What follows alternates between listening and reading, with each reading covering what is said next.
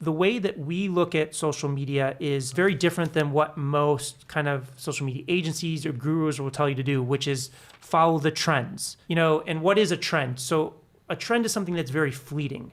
So it typically lasts for like a few weeks, maybe a few months at last. Like the biggest trend that I can think of is like the ice bucket challenge. It's like people don't do the ice bucket challenge today. And the other problem is looking at a trend is 99% of people that do that don't break through with viral success. We only see the people at the top. So the way that we look at it is we don't want people to go and do trends because you're not mastering a skill set. We tell people to look at a format.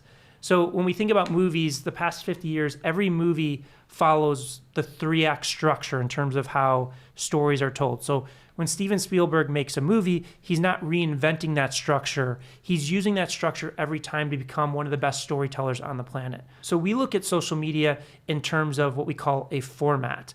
And our team has done about 10,000 hours of research, and we've across 220 different formats. So there's many to choose from. I'm not by any means saying it has to be like these 3 formats are the only ones that work, so you have to do them if you don't love them. So what's an example? We broke down Tanner Leatherstein's Is It Worth It format, where he deconstructs a $500 Chanel handbag, tells you whether it's worth it.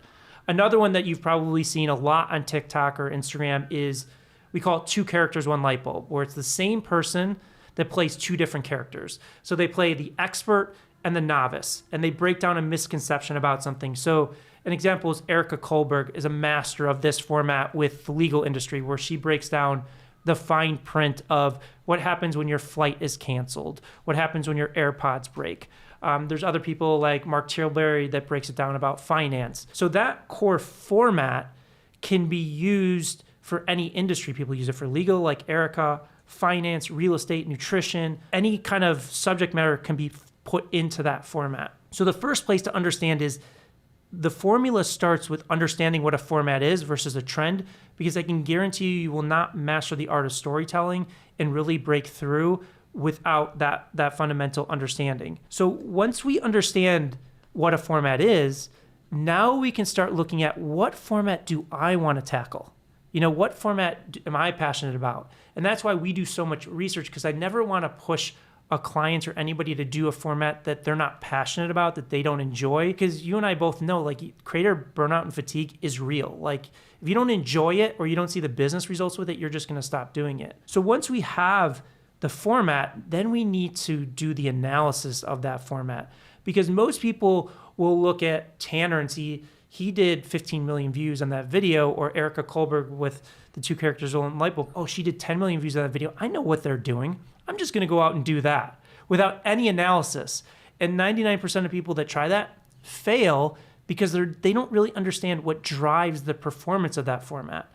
So what we do next with the client is we have a process called gold, silver, bronze, where we'll take an account like Erica or any creator that's using that format successfully, and we'll choose 10 of their highest performing videos for the format. So like 2 characters, 1 light bulb, the high performers are probably 5 to 10 million views. Then we'll take 10 to 20 of the average performers, the silver, which is, in the few 100,000 views. And then we'll take the underperformers, the bronze, which is like 10 to 100,000 views. And what we're doing is, as I mentioned earlier, is we're looking for performance drivers, not the content, but the context. Like, what is happening in those high performers that's not showing up in those low performers, and vice versa. So we're doing what we call qualitative analysis.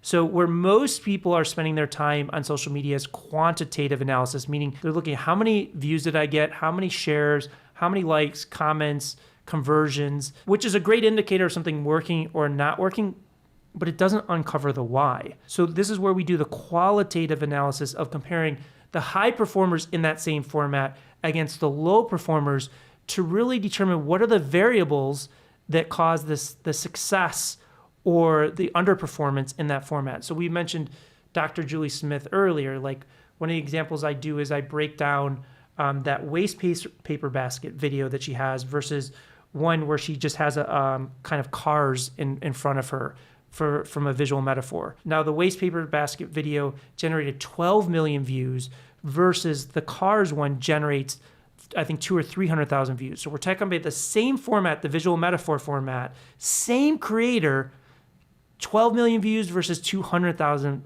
views.